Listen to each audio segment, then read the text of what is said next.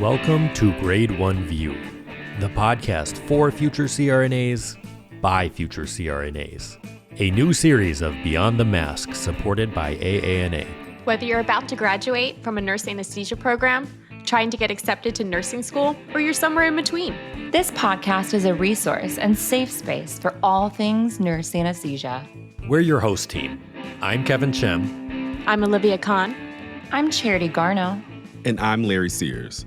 So grab your Mac or your Miller, turn up your flows, and get ready, because this is Grade 1 View. Welcome back to Grade 1 View, the podcast where we explore all things nurse anesthesia, from clinical pearls to the people and stories that shape our practice. I'm Olivia Kahn, and I'm joined today with Kevin Chem. And in honor of National Rural Health Day, today's episode is all about celebrating the incredible CRNAs who serve our rural communities. Did you know that in rural United States, CRNAs represent more than 80% of the anesthesia providers? And in many of those communities, a CRNA may be the only anesthesia provider that's available within 50 to 100 miles, ensuring that patients don't have to travel hours for clinical, surgical, or obstetric care. Well, now you know. I'm joined today by two amazing CRNAs, Pete Hext and Hayden Hayes, who both practice in rural Texas, where independence, adaptability, and compassion define every case. They'll share their experiences, what drew them to rural practice, and the lessons they've learned caring for patients in a tight-knit community where everyone truly knows your name. Welcome, Hayden and Pete. Thank you so much for joining us. Yeah, you're welcome. Glad to be here. Glad to be here. Can't wait. I'm launching my podcast career tonight. Oh, my God. Y'all remember, I'm going to be as big as Joe Rogan. This is it. We're an extension of that. This is it. Okay, so I wanted to talk to you guys just because, I moved from Georgia to Arizona for my job, right? So I had to drive through some states. I had to go through some states. Oh, and one of the cities was Sweetwater, Texas. I think that's a stone's throw from y'all, if I'm not mistaken. That's right. I saw the oil things, what's that? The oil things. Like the Pump rigs. jacks. The pump jack. Yeah, I've never seen one of those in real life. I'm not gonna lie. Wow, yeah. Never have. So We have them out here. yeah, that's what I remember about like that region of Texas. What drew you guys to working there? You from there? What's your story? Olivia had mentioned that you both went to CRNA school together. That's right. Hayden, you start that out. I think that'd be better. I grew up in Texas, in Houston, and my college roommates are from Sweetwater, actually. They have a famous rattlesnake roundup there. You ever heard of that? No, I want to though. It's wild. Every now and again, you would see it like on Discovery Channel or something. One spring break, we didn't have anything to do, and they were going to go back and visit their parents, and I was like, hey, I want to go. And we went to Rattlesnake Roundup, and I got a taste of West Texas, and so I've always kind of thought I might settle down in a small town in West Texas. Wait, hold on. What is rattlesnake roundup? You can't just gloss over that. I, for one, am over all the bugs and the rodents, and because I'm out here with them. These are my preceptors, by the way. But yeah, they're enjoying the bug schemes more than I am in the last 30 days. It's a way they control the rattlesnake population here. Okay. Before the rattlesnakes leave the den in the spring, it's in March, and while they're still cold, they go and they round them up. They trap a whole bunch of them, and it's a big festival, and they do like demonstrations with them, and they'll have outdoor swimming pools full of rattlesnakes. That's disgusting. It is. Wow. It smells awful. They do like rattlesnake on a stick. They make these fried rattlesnakes on like a corn dog, but it's a rattlesnake. It's unbelievable. I've gone once. It's that cool. I've gone once, and that was wow. Yeah, it's that cool. That was 25 years ago. Okay, so, cool. All right. Thank you for explaining. Whenever I finished anesthesia school, I didn't really particularly want to work with anesthesiologists anymore, and so I came straight out of school. And I was by myself here in Snyder for a year, just a solo provider covering OB. And we weren't real busy surgical volume wise, just in the regular OR. So it was mainly OB. And then we started picking up orthopedic cases, and things kind of just took off from there. And that's where Pete and our other partner, David, comes in. Hayden and I went to school in Florida together. I met him in school, and as we graduated, he was coming out to Snyder. I am originally from Lubbock, Texas, which is an hour and 15 minutes from Snyder. And so I knew the area really well. So when he told me he was going to Snyder, kind of told me the setup, and he thought they'd be needing another provider. I said, well, if you do, man, just let me know. And then a year later, he called me and said, we got an opening. And we packed up and came back to West Texas. That's great, man. That must have been a fun homecoming for both of you guys. It sounds like it's a good time. Yeah, it's great. I mean, so there's three of us that all went to school, trained together, and worked together there. We're the three providers for the facility. So it's pretty unique. Awesome. So I know Texas isn't opt-out yet, correct? Which basically means you need a physician's signature somewhere. It doesn't have to be an anesthesiologist, correct? It's like someone does need to sign your chart, right? What does your anesthesia team structure look like? How do you guys bill? What's the collaboration like? How much autonomy are you granted? It sounds like it's a lot. Just kind of, if you want to piece by piece that for us. All we need to practice is an order from the physician to say their order set says anesthesia per CRNA, and that's all we need. Nobody signs our records. That's it. It's that simple. Autonomy wise, if you're asking for like how we work as a team with the physicians, well, we've been here quite a while now. I moved here in December of 2011, so it'll be 14 years this December. I've worked with some of these doctors the entire time, and so the relationship we have, I kind of know what they want. They know what we're capable of, and there's not a whole lot of discussion that needs to take place for what kind of block they want or that kind of thing. They leave a lot of stuff up to us. If there ever is any kind of iffy situation or anything like that, like in the past when we've done some trauma or during COVID when we had beds that were full, we couldn't ship people out, and we had to do some pretty high risk cases and things like that. We kind of had to collaborate quite a bit more with our local doctors and our traveling surgeons, because a lot of our surgeons come in from out of town.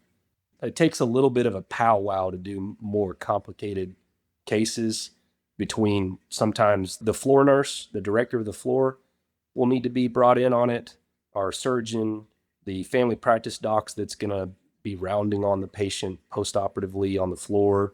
Like we have to kind of coordinate a lot of that stuff. That's a rare occasion, but otherwise they kind of just let us do our thing. That's great. As they should. Pete, do you have anything else to add to that? Like he said, they know us well. We know them well. We've spent these years building these relationships and turned into a great place for us. Yeah, and I can even piggyback off of that because like I mentioned earlier, I am the SRNA for the month of October, and it's very evident that all three of them are seriously just well respected amongst not just the hospital staff, but also the entire community. It's been actually a real joy to watch. And then they're pushing me into like doing more independent things too, which is also really fun and totally new and unexpected. But I mean, along those lines, I know, Hayden, you were mentioning that you guys started getting more complicated cases. Can you talk to us about what are the more kind of standard during the week things that you guys are doing case-wise? In rural healthcare, it ebbs and flows. You have surgeons that come and go. We've seen multiple OBGYNs, a couple general surgeons now. We've had one orthopedic guy that's been here. He got here like 3 or 4 months after I started. He's still here, and he's a real joy to work with, right, Olivia? No comment. But we've had 2 other orthopedic surgeons during that time as well. Docs come and go. So like right now it's a pretty slow time. So we'll do GI cases, we do ortho cases, we do general surgery, and we do eyeballs. In the past, we've had GI, total joints. So when I say ortho, right now ortho is like shoulder surgeries, fractured wrist, carpal tunnel surgeries, like kind of fairly easy orthopedic cases. Not too long ago, we were doing totals, hips, trauma. We had a run of 2 or 3 years of doing that kind of orthopedic surgery. We've had OBGYN, urology. The only thing we haven't had is neuro and hearts, really. They can keep those. Yeah. That has no place out here in West Texas. We don't even have an ICU. So we kind of have to cherry pick and make sure that our patients aren't going to need a higher level of care post-operatively. If they do, it's happened to us before, but it's kind of a complicated mess to get them to that higher level of care. It involves at least a transport via ambulance. A couple times it's involved transport in a helicopter. Thank you for talking about all of that. And then the one thing that I also really wanted you to mention, and Pete, you could talk about this, is the pain clinic that you guys hold. I think it's really important for our audience to learn about what we do on Mondays. And I'm definitely including myself in this because I'm with you guys for this entire month. But then also the pain injections that we're doing, which seems like it's on an every Thursday basis from what I've gathered. So if you want to just dive a little bit into that, it'd be fantastic. Yeah, I'll start with when probably approximately 10 years ago, I think, Hayden, the hospital asked us if we could start doing some pain. And we actually started putting that program together.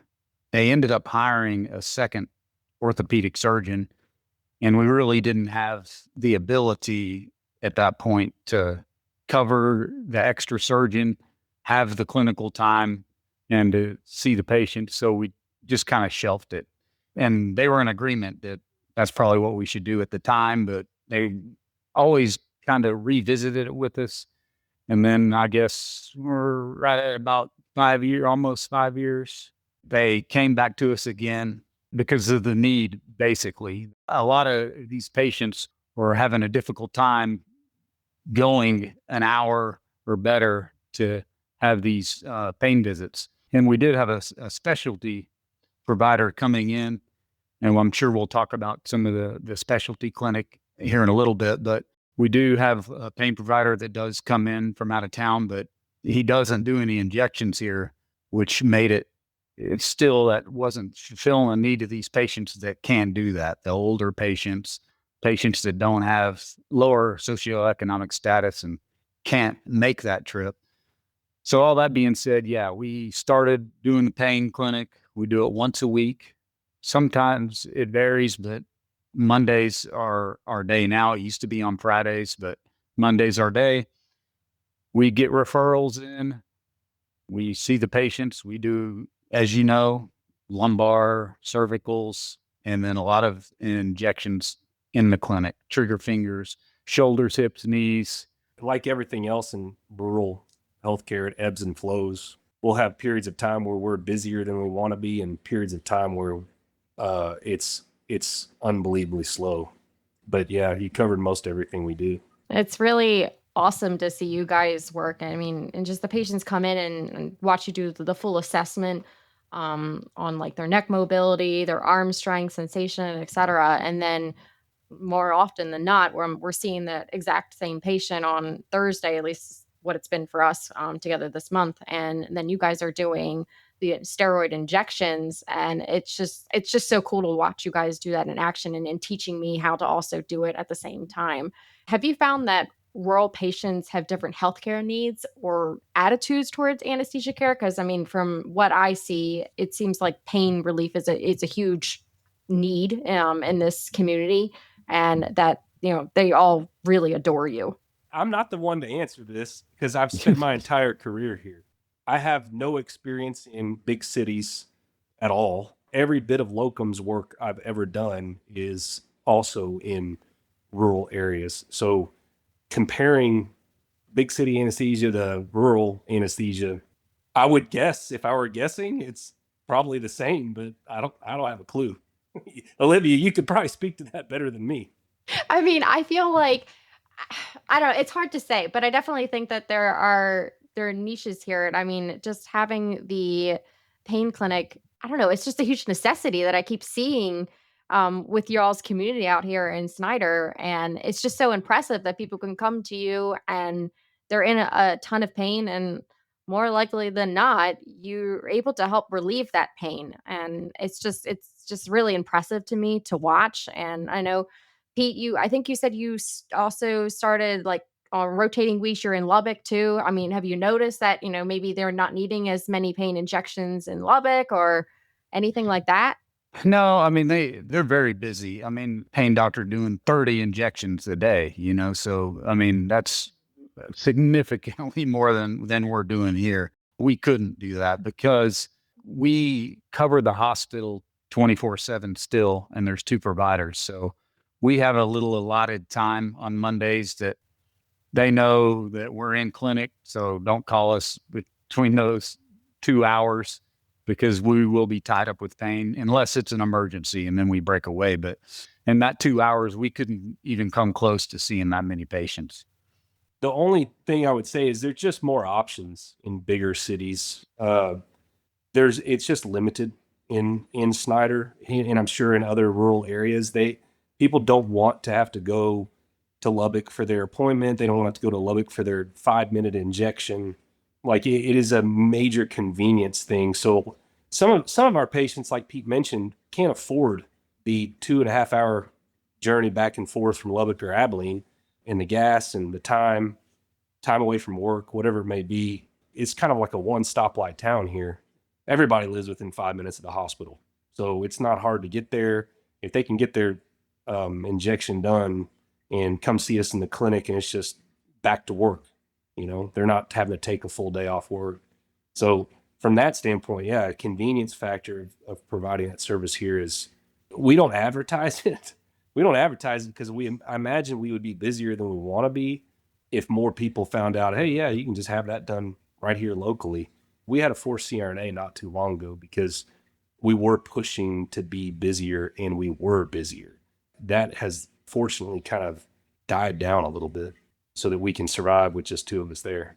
So you bring up a really good point, and something that I've also recognized, Hayden, while being here, is that because you're saying like it's a one stoplight town. A lot of your patients you've seen over many years. I know that there are, physician colleagues, CRNA colleagues out there have seen also patients over the years. But what I think is unique about here is that it's such a small town. Everybody kind of knows each other. So how has that been for both of you with your practice? This person who knows that person, and it's almost feels like a very large family with tons of distant cousins, if you will. Like how has that been like for the 2 of you? To touch on the expectations of it is that, news travels fast. In a small community, if patients are unhappy, they let everybody know it. So we have worked really hard to provide good care, and so has the hospital and the physicians there, and they're very aware of bad news travels fast. So, but the expectations, we try to keep them high. I want to go, I'm going a little off script here, just out of my own curiosities. Like, I'm more of like a suburbs, and now I live in downtown Phoenix, right? But I feel like a lot of us CRNAs know really the backbone of our career is the fact that we fill a lot of these needs in rural areas. What is it like living in an area with one stoplight? How are you raising your kids? Where do they go to school? What do you do for fun? Why don't you give us a little insight on what that's like? And, I mean, honestly, like you're a higher income earner in a very lower income place, to be completely frank and honest, right? I mean, that's the reality of things. What is it like for you guys, and how have the past few years treated you living in an area like that? Kevin's asking for a friend. Yeah. Well, believe it or not, this is oil field country, so They got money. sure, we're high income, but we're not high income. Like there's people here that they go check their mailbox once a month, and they're getting those oil royalties, and there's lots of money here. Now, it still is a small town, and there still is like socioeconomically disadvantaged, and you could drive to areas of town where it's going to make you sad when you drive there to know the people live that way. But I mean, it's small town life, man. We got Little League baseball. We got my kids were born here. I did my epidural on my wife. Wild. Okay, can we have that story, Hayden? What the heck? Yeah. Back then, we didn't have 2 providers on the clock necessarily. It was a little bit different of a rotation. My first child was born about 5 months after I got here and started working. And I called a guy in Sweetwater, and he drove over and did my wife's epidural. And for the second child, that was not an option, and it was the middle of the night. And I just didn't feel right calling my partner in at 1 a.m, and I was there anyway. And my wife was like, just do it. Don't wet tap me. It was the most nervous I've ever been doing an epidural. Small town. I've put Pete's kids to sleep. No, I put your wife to sleep. The wife, yeah. Wife. Pete has put both of my kids to sleep. Pete put me to sleep. We have fast food restaurants. It's not like we're like, going out and skinning a deer and cooking it over an open fire or sounds anything fun. like that. I mean, I don't know. With the conversations you guys have some mornings, I'm a little. You get all ends here, but no, I think, and that's like the fun part knowing about it. I mean, Hayden, I know you were telling me about how you had a shoulder surgery here, and then you literally just walked home because you're just that cool of a guy. But like, I mean, what's it like putting each other to sleep? I know I would be a little bit nervous if I was putting Kevin to sleep. that was a previous partner. He's no longer with us. He's actually he's a great anesthesia provider. Like, he put me to sleep. I had my shoulder operated on. I'm one of those rare ones, and I got negative pressure pulmonary edema in the PACU. He took my oral airway out, and he said I heaved like I needed to cough, but then I didn't cough. And then the next thing you know is there's just frothy blood coming out of my lungs. Pete was there, weren't you there? Yeah. I was yeah. there for the post-op visit. Yes. So it was That don't kind look of good, it Aiden. was kind of an ordeal, but we had fun with it. I mean, we were like there was joking and laughing, but I was like I was tachycardic. I was having a hard time keep my O2 sats up. I was really pissed because I was sleepy because he gave me, the surgeon loves it when young guys get Thorazine. It's unbelievable. And that dude, my partner at the time, gave me Thorazine. So all I wanted to do was go to sleep, but I was struggling to breathe. And I was pissed about that. Yeah, they had to admit me and keep me on oxygen overnight. And the next day I walked home. Yeah. So, I mean, that's just rural medicine for you, right? Rural hospital. I mean, we did Pete's shoulder surgery, and Pete's nickname is Party Pete. So, well, he woke up like he was ready to party, and it was like, uh-oh. And we quickly, were like, Pete, get your clothes on. And we took him back to his house and recovered him in his living room because we didn't want any HR issues developing. And it's like, do you have an HR? Why am I just learning about this now? I was saving it all for the podcast. I was really That's right. really hoping to become a permanent guest. Yeah. You're welcome anytime. That's Hayden. great. So, I mean, it sounds like y'all love country living. Like, I mean, Pete, I didn't really get your perspective. It sounds like you've bounced around a little more. Well, yeah. So I moved there, and I recently actually moved to Lubbock, which is an hour and 15 minutes away. So we did it for right at almost 13 years. And my wife finally said, okay, I'm ready for a city. So I was like, all right, we can do this. So I'm there, I'm on call. I stay the night in the call room, head back after work the next day, but back and forth. But I say that, but we really did enjoy our time there. The people are fantastic. I mean, the best people, man, West Texas. I mean, salt of the earth people, and it's what you make of it. You can get real bored real fast, but we made some good friends there. But at the end of the day, it's just my wife she did her time, so to speak. So we bowed out. It's small town life is, I mean, it's different. It's not like if you love big city amenities and you got to have your Starbucks. Well, we don't got a Starbucks. It's different, but it grows on you too. I mean, I kind of wondered how it'd be moving out here, but I mean, we got chickens out here, man. We got fresh eggs all the time. It's so true. Great. It's so true, honestly, because I have to go to the laundromat every week. They're selling fresh eggs there, and I'm tempted every time to get a dozen fresh eggs. Oh, I can give you some. Should that be my parting gift? No, I guess that'd be weird. Can that be my parting gift? Can you give me some fresh eggs? I'd love that.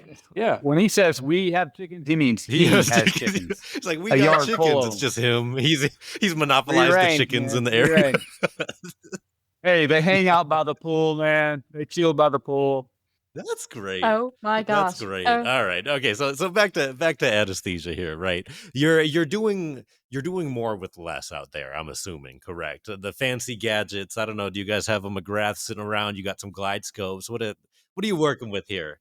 They have a glide scope. They've got 2 glide scopes. I can attest to that. Yes. The glide Do you scopes. use them, or do you kind of still like DLing and, if you need to, you can grab a bougie kind of thing, or, I guess I'm looking for examples of like, things you might do there that you might not have to do in a hospital with a bunch of resources. No, I'll grab the glide scope. I take a look. I can't get the glide scope. Make it easy. Don't want to double dip down on that airway, but I've never had an airway that I couldn't get with a glide scope. I love them. It's my go-to if there's a neck issue or just a like like I'm just not feeling froggy enough to just go in there and do the DL. I'll grab the glide scope. No shame doing it. So Just to back the two of these guys up, it's not like we're really doing bare bones anesthesia out here. They have a lot of amenities, but I mean, compared to the VA that I'm used to back in Houston, I mean, where there's a glide scope in every single room, there's two for this hospital, and one of them is, I think you guys told me, was in the ED. So you have to share it between that and the obstetrics OR. So it's certain things that you have to navigate around. They don't have a Pyxis in the ORs, things like that, but I mean, at the end of the day, I think there comes like an issue sometimes when we rely so heavily on our machines to tell us how to do things. I know, Pete, I was talking to you at one point about the Twitch view monitor that's coming up in Hmm. popularity and Yeah. all that good stuff, but like sometimes it can take away from just like the baseline knowledge of, how fast is the onset of succinylcholine versus rocuronium. And I know he's looking at me right now because he knows I just love to wait my 3 minutes for my rocuronium to set Wow. in, and then he's like, "Come on, let me move on." But Do you guys have some Gabadex? but it's Okay. yes, okay. we do. We- Yes, we do. Hey, Oh my gosh, Kevin. we were late. We were late though. Late for that Yeah. game. it was pricey, but we finally had our way and got it. We definitely have all the essentials by design. I mean, when we started, it was a little bare bones. We were doing GI with no CO2. I was like, wait a minute, what's going on here? That's on me though. That's probably on me. I'll be honest. Wait, why is that on you? I wasn't gonna say your name. I was, man, but, you know. well, Pete was mad. I was here for a year, and I was It's like, fine. "It's You fine." can look at the fog. It's all right. Yeah, look, they're breathing. Yeah. Okay. That's fair. And again, when it's like you two are running the show. Okay. So I do want to ask: Are you through a group? Are you hired by the hospital? How's this work? That's a long one. Hayden, you have that. We were originally with Oh yeah, North Star they're in Georgia. Anesthesia. Yeah. Yep. Everywhere actually. Not originally. Well, no, I mean, it's more complicated. I was 1099 my first year. I was subcontracted, but the contract went from North Star Anesthesia to a guy in Sweetwater to me. Wow. And then about a year later, North Star said, "This is stupid, and you need like I needed a partner. I was working all the time. I was getting worn down. I was ready to leave. North Star trying to get me a partner and navigate that extra person involved in the contract. They figured it out. At that point, the hospital wanted to hold on to me, and I was like, yeah, let me become a North Star employee. That's how North Star we became W-2 employees of North Star. That lasted for 12 years, roughly. And the past year and a half, we've been actual hospital employees. Interesting. So do you prefer one? The day-to-day, there's no difference. North Star was not involved at all. They left us alone. We had on paper a medical director out of Lubbock, an anesthesiologist. I bet you we, on average, saw them in 12 years. I bet they might have made a grand total 5 or 6 trips to Snyder. And a couple of those trips were to back when ultrasound blocks, regional blocks, were not like as widely done as they are now. One of them came down and saw us doing them, and he was like, "Man, that's neat." He brought another anesthesiologist down there shortly thereafter for them both to watch us doing them. That's 2 of the trips right there, 2 of the 6. So like billing wise, you say you have like a slow day sometimes. Are you still like hourly wage? Is there some RVU involvement here? How does that work? I'm curious. Just salary. Not bad at all. Olivia probably can attest. It's probably her favorite rotation to be on because she's 100%. yeah.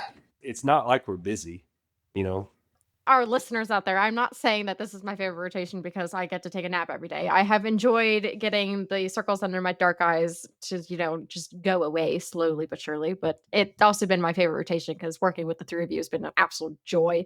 And I can definitely attest to the people in this community being so, so kind. But the one thing that I'd like really want to talk about, and Hayden, the question came to me because of our one night when we came in, we had that emergency C-section and that little baby kiddo who was having some airway issues. And so it just made me think about, I want to hear from both of y'all. Have you ever guys experienced any emergency or complex situations with like minimal backup? And then how did you handle it and things like that? Because I mean, I just think stories speak to so much of what you guys are doing on an everyday basis. The one that stands out for me the most is it was actually not at our facility. It was at a rural facility, and they were bare bones. And they called me in for a emergency C-section, went in, everything's fine, go to extubate, and she has a bronchospasm. You're out of your comfort zone because you're not in your home place and you're kind of moving, okay. And I just had to process going through those steps. And it wasn't a quick bronchospasm and over, so I had to take 100% FiO2 and just go down the line. What am I doing here? Deepen her back up because we were waking up. I felt like I was on an island. I was alone. I had the OBGYN who was just staring at me like, I hope you can handle this. Probably took about 30 minutes to get that under control. Ended up getting her really deep, extubating her deep, and then breathing her out and a sigh of relief. So, I mean, that was my number one, just because I was in a strange place and not at my home base. But that one, the one that stands out to me the most, there's others, but that was the one that really scared me, so to speak. I've had a handful of it is West Texas. Kevin, and I know you're going to be shocked about this. You're thinking it's just hot here, but it was an ice storm, middle of the night. And they called me in they thought maybe 26, 27 week or imminent delivery. I get up to the hospital. Of course, I mean, it's awful outside. It's windy, it's sleeting. The roads are slick. I get up there and this lady delivers within 60 seconds of me walking in the room. Immediate CPR. In intubation, CPR, we're coding the baby. And this was early on in my career too. Pete, were you here then? Yeah. So we did have partners, but I mean, it was middle of the night. It's on me. We get the baby stable. It takes time, it is not quick. We get the baby stabilized. This is one of those bare bones situations where we don't have tube holders for a baby this small. We don't have anything that we need other than the laryngoscope blade and the tube and tape. You don't really want to just do a whole bunch of taping because the baby's moving their head, going to extubate themselves, or it's just going to main stem itself. It was a very nerve-wracking situation. I ended up sleeping at the hospital. That was probably between midnight and 1 was whenever I got the call to go in. I stayed there because we could not get an airplane or a helicopter or an ambulance in. So we could not get a NICU team to us. And at 4:00 in the morning, they came running down to the call room, knocking on the door saying the baby's extubated itself. I can't remember. I can't remember if it's boy or girl. So I'm just going with itself. I had to go back. And that's when I was really nervous about airway edema. And I ended up getting it intubated again. We were basically rigging up a way where there was just enough play in the corrugated tubing from the ventilator where the baby could move just a little bit. We were using the sterile saline bottles you use in the OR. We were using warm bottles wrapped in towels to kind of sandwich the baby as best we can to keep the baby still. We had to keep that baby for 24 hours. Did you come in and relieve me, Pete, that day at some point? That morning, yes. That next morning. At some point, it wasn't until the following evening that I think that baby flew out on, or did they drive him out? I think they finally were able to, the roads cleared enough where they could drive her out and the NICU team got down there. That was a nerve-wracking situation. That'll really check your chili. And there was another one that I know Pete will remember. We went to sleep on a routine shoulder arthroscopy on a lady that had a previous tonsillectomy. No indications of, no Malin-Potty indications at all that this was going to be difficult. And she wound up with a ball valve obstruction from hypertrophic tonsillar tissue that had been left over after the tonsillectomy. And it just had gone unnoticed. We train our EMT providers here as well. So EMS went in to intubate, came back out and said, none of that looks right to me. And Nick, the guy who I had pulmonary negative pressure pulmonary edema, went in, and he said it was just a mess. It looked like a ground up hamburger, bloody ground up hamburger in there. And it turned into a very, very tense. I wound up running up to the OR with flip-flops on. He told the nurse to get them both here, and Pete and I both get there fairly quickly. I'm wearing flip-flops, and there's blood everywhere. We wound up finally getting her intubated. We took pictures of the airway mass on the glide scope and cleaned her up and everything, but we flew her to Lubbock, and there was tons of notes, pictures included. She was put on a steroid drip and all that over the weekend, and on Monday, my guess is the anesthesia provider was maybe just a little overly confident that his airway skills were better than our airway skills, and he pulled the tube without a tube exchanger in it, and she wound up. Did she code, Pete? No, I don't think she coded. It was a 2-hour ordeal. They could not get her intubated. It was 2 hours. They wound up tracheing her, and she wound up in the ICU for a week. So for sure, when you're out on your own, you have moments where you will be humbled really quick, and you will learn to respect what you do real fast, because you will be in situations that you do not have somebody else to lean on, and you've got to figure it out. If anybody's listening to this, it's a student or whatever that's thinking about going independent, if you got to be the calm one in the room. If you're losing it, everybody else will be losing it as well. And if you're calm, even though you might be like a storm on the inside and like freaking out on the inside, you gotta look like you're calm, cool, and collected so that everybody is just sticking to doing their job. 99 times out of 100 work out.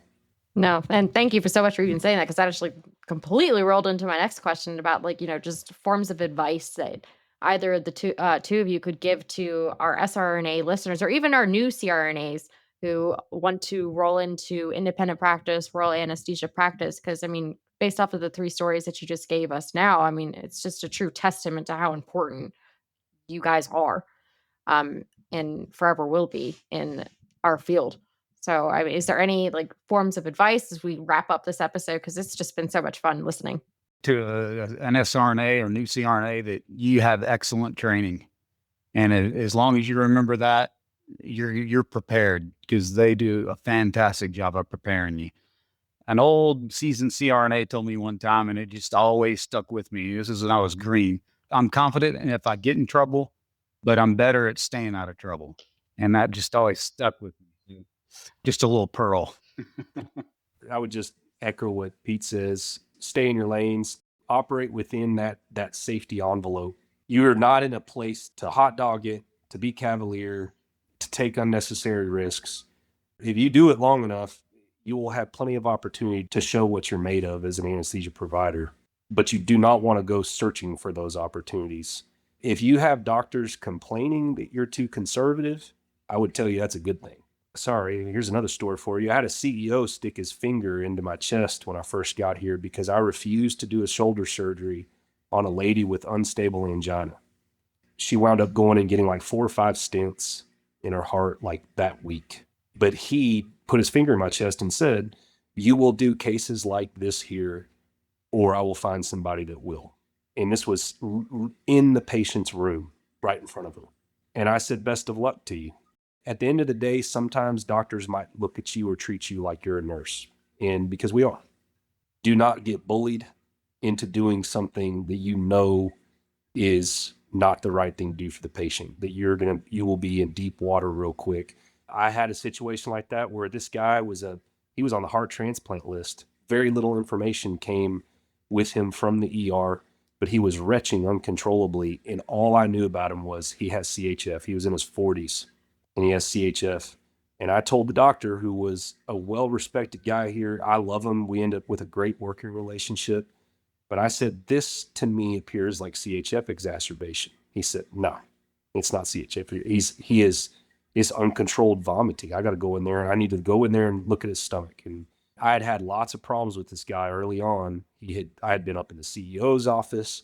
He's telling me I'm too conservative, blah, blah, blah. I give this guy 20 or 30 of propofol, and he tanks. Immediately he was gone.